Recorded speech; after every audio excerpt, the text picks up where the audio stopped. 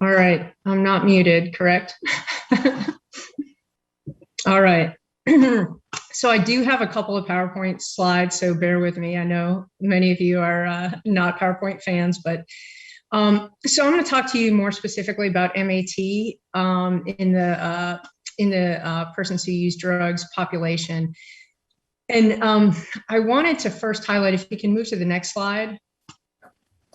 So this was actually something that really struck me recently, and I want to bring this up. So this is a national survey that's done every year through SAMHSA, and it basically looks at the numbers of people who in the past year have a substance use disorder, and it just basically gives us the numbers on these. So in 2017, if you'll notice, there's about 20 million folks, adults, that had substance use disorder, and about 35 plus that had a mental health illness.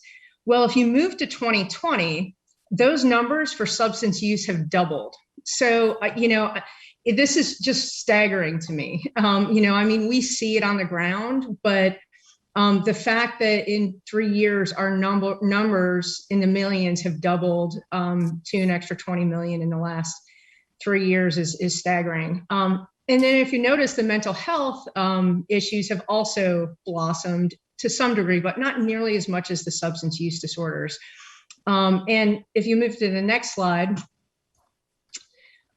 this is an interesting slide also because it tells us basically there's a lot of people based on the survey that feel that they don't need help. In fact, 98% of people with a substance use disorder feel they don't need help. And then about 2% feel that they do and seek services for that help. And only about 0.5% of those patients total get treatment. So, we've got kind of an uphill battle in a lot of respects here. And I just wanted to put those numbers out because I think they're really important. Next slide. Okay. Next slide. Thanks. So in terms of MAT, again, this is medication-assisted treatment. And I want to talk a little bit more about what that is, just so that everybody's on the same page. So what it is it's specifically medication substitute for whatever, specifically for opioid use disorder. It's a medication substitute to help with their cravings and stabilize their brain so that they can move on into recovery. We use 3 different medications for that. One is buprenorphine, Suboxone, Subutex. Those are examples of that. And that's a partial agonist, which basically means when it binds to the brain, the receptors in the brain, it turns those receptors on about 40%. The other side of the spectrum of that is methadone. Methadone is a full opioid agonist, which basically means it turns those receptors on 100%. So buprenorphine is in and of itself a safer class of opioid medications than a full opioid like methadone or fentanyl or all the other kind of illicit or other prescription opioids. The other is the antagonist, which basically is naloxone and naltrexone. You've heard that called as Vivitrol. That's the injectable form. And that really blocks the opioid receptor. So that's really what we're talking about in terms of the medication part of MAT treatment. But, we understand that there's a range of goals, both with the patient, with the provider, with family members, from minimizing harms on one side to, abstaining from all substance use on the other side of the spectrum. But really our goal is that if we can maintain long-term recovery with or without medications, whatever role medications play, we want to try to achieve that. And I'm done with the slides, so. Okay, we can shut off the slide set. So, all right. So I want to talk to you a little bit about why medication-assisted treatment is a big thing. Well, it works. We've seen, we have a lot of data out now that shows that it's very effective. It keeps people from using illicit substances. It keeps them from using risky substances. It addresses their withdrawal. It decreases their withdrawal, their cravings, and it helps to stabilize their opioid dependence issues. It also decreases mortality because when they're engaged in care, their actual mortality goes down. So that's a big plus as well. The longer we can retain patients in care, we see that the better that they do in all of these categories. So I want to talk a little bit about barriers and challenges around MAT. So access is really the big thing. You know, different states have different rules around prescribing of buprenorphine or Suboxone, but as well as methadone, that's really hasn't changed. But so, you know, will insurance pay for it? If they don't have insurance, how are they going to get the medications? How are they going to get the treatments? Also, challenging populations. Rural folks have a lot less access to MAT than the more urban or suburban areas. People are homeless. They don't have a lot of access to MAT as well, or people in transient housing. There are also significant pharmacy barriers. And I know in Tennessee, there's pretty significant pharmacy barriers for prior authorizations. And then, you know, I've also had pharmacists who will refuse to fill prescriptions. And, you know, there's a lot, that's kind of a loaded issue, but stigma certainly plays into it.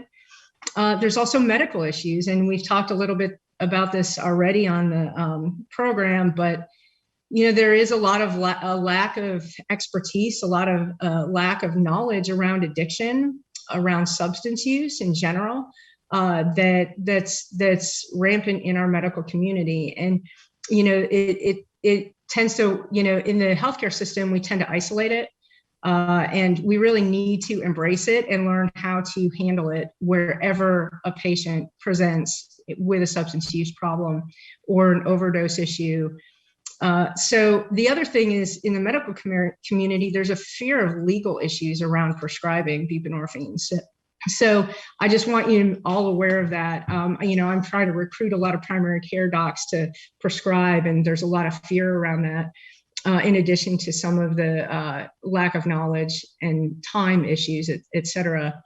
We've talked a bit about stigma. It is alive and well, unfortunately, and not just, you know, in the medical community, but in other areas of our society, the legal community, the law enforcement community, and just the community in general.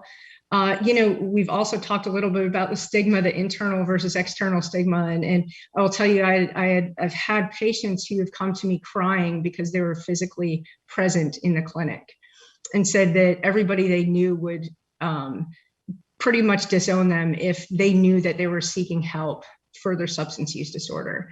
And, you know, it really broke my heart because, you know, there's more than one way to solve this problem or to begin solving this problem. And for somebody to be at their last ditch effort to present to an MAT program because of the stigma that's been internalized from the external people is really, really a barrier that we have to try to work on. There's lots of myths around MAT. So those myths get spread and perpetuated quite a bit in the community, whether it's, you know, in the community of people who use drugs or the community at large, including the medical community. So we have to dispel those when we can. The increasing prevalence of co-occurring problems, especially mental health disorders or mental health issues, is a big challenge to MAT and people being even successful in MAT. There's a lot of system issues, and especially siloing of care. You know, we talked about treating the whole person, and really that is what we need to do. We need to come to a point where we can address the entire person and not piecemeal that person out to all these specialty areas. So that's important as well. In terms of the co-occurring issues, in not siloing, we have behavioral health departments and medicine departments now that are starting to merge addiction medicine, psychiatric care, and psychological support. And we're also starting to pull in peer support as well. So I think that's an evolving area, but also a very, very important one.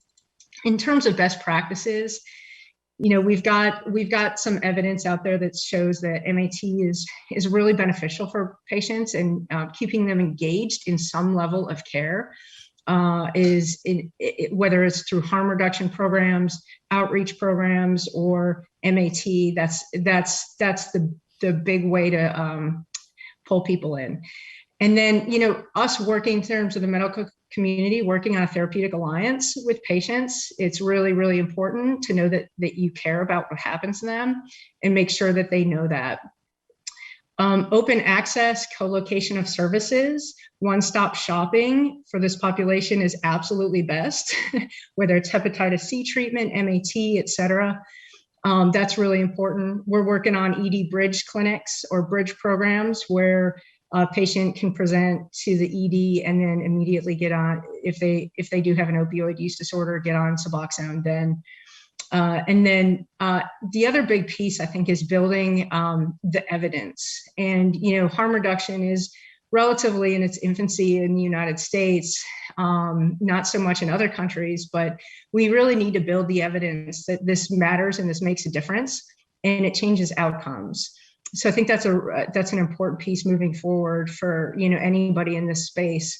And lastly, I would say that building a culture and a community of recovery and reconnecting with people is an absolute in terms of, and it's not just, medical, it's just the entire community. We need to do better to reach out and accept and help people move forward. And recovery is okay.